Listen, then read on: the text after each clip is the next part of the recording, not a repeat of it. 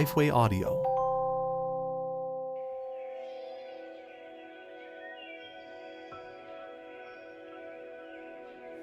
One of the things that is so amazing to me is how influential Jesus is in our culture. I mean, no matter what somebody believes about Jesus, everybody knows that he was one of the greatest teachers who ever lived. And so much of the teachings of Jesus has actually permeated our culture to even the point that people don't realize that this is something that Jesus said. I'm telling you this because the story that Jesus told that we're going to look at in this session is perhaps one of his most famous stories. I remember when Jesus came into my life when I was in my last year of college. It's true, I got saved when I was 21. And I read the Bible for the first time, and I stumbled upon the story that Jesus told, the parable of the prodigal son. I had heard about this. I had people who told me I was a prodigal son, but I had no clue what it meant or where it was from. And I remember reading this amazing story of Jesus in Luke chapter 15, and I remember being completely wrecked by the story for two reasons. The first is when we think of the parable of the prodigal son, the focus goes on to that son who we know of as the prodigal, the son who said, "Dad, I love you, but I don't want to be near you." And he received the inheritance from his father, and then he went on out and he squandered it. Right? And we call it the parable of the prodigal son because it's the son who wasted what God had given him. Right? But what blew me away is, first, I saw myself in that story. Because when I had come to Jesus, I had realized that what God had entrusted to me, I was squandering in all the worst ways. So I saw myself in the son. But then I was equally wrecked by the fact that we call it the parable of the prodigal son because one son got lost. But if you actually read the parable, there's actually two sons who are lost. There are two sons who are actually squandering what their father had for them. But we only focus on the one son who leaves his father's house.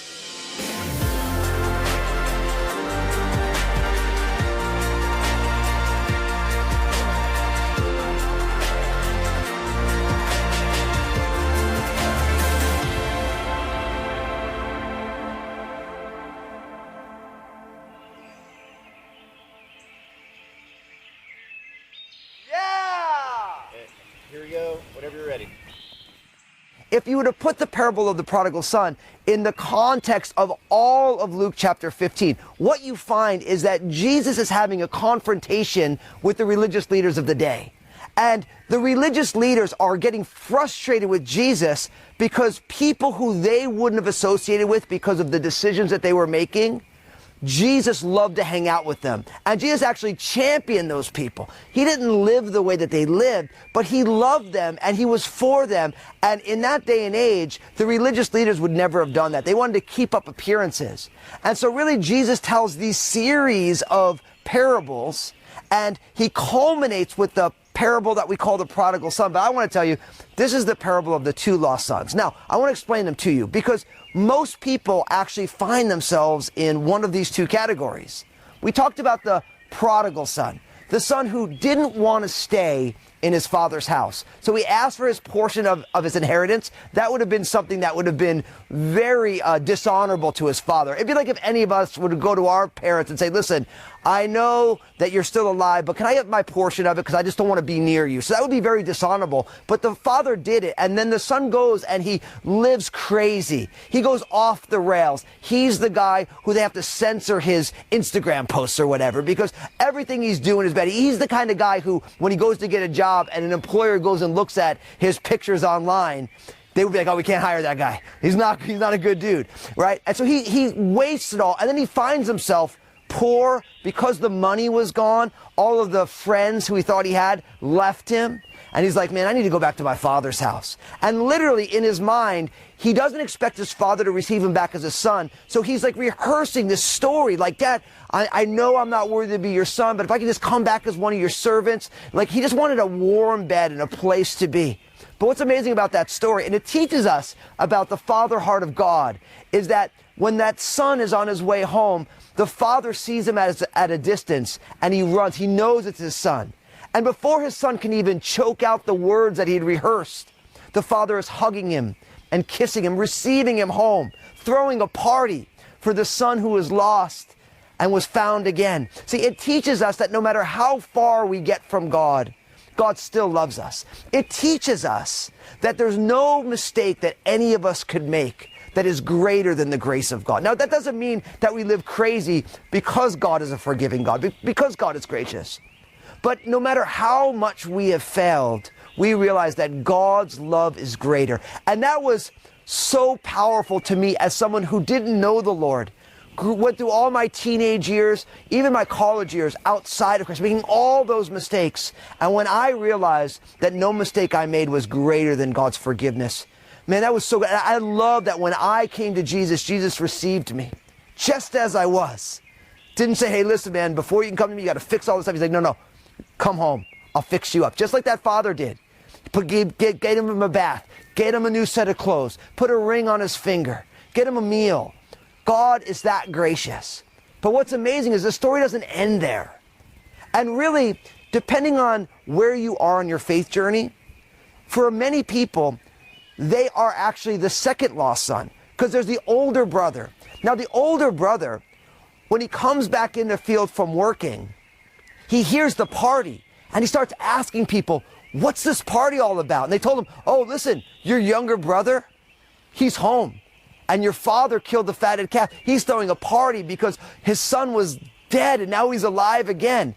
But the older brother actually won't go inside. You might say, why won't he go inside? Because he's mad. And the father actually has to come out to the older brother and say, listen, why aren't you inside? Your brother's home. And then the older brother reveals what's in his heart. He's saying, Dad, I've always stayed close to you. And I have never even asked for an extra cattle for a party with my friends. I'm always working for you. But then this son of yours, who wasted everything, he comes home, you throw a party, and the father literally says to him, son, you're with me and all that I have is yours. Come inside and celebrate. And really what you find is that the older brother was just as lost as the younger brother who left and squandered everything, because the older brother stayed close to the father, but missed the father's heart. And this is a powerful picture of what could happen to us when we have been raised in the church.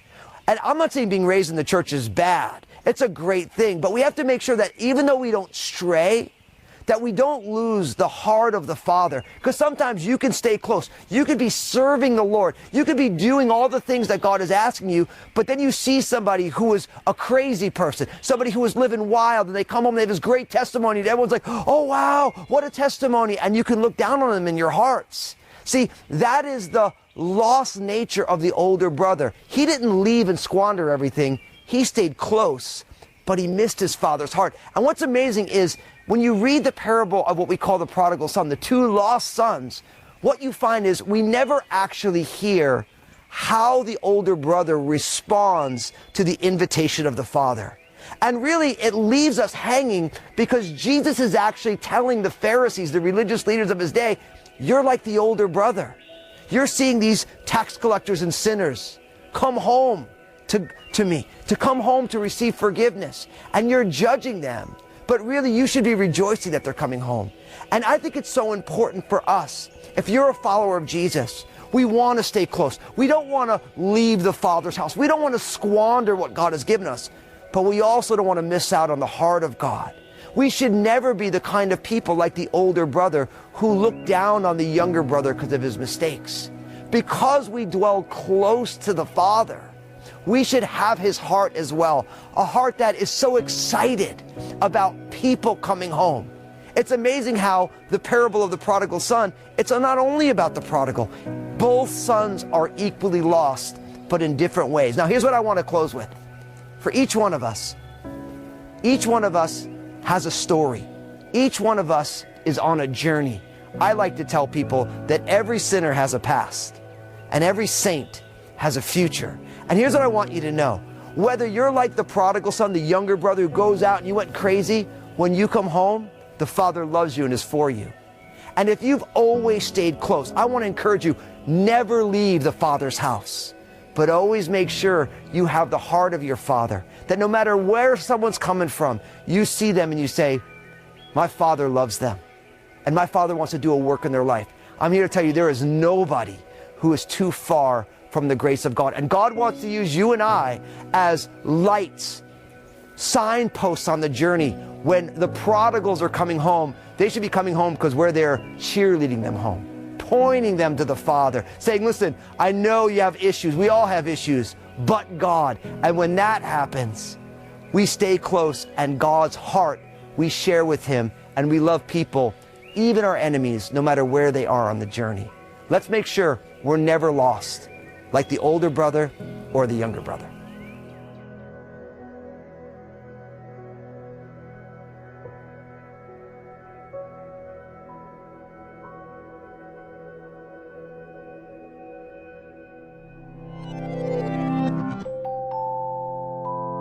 Lifeway Audio.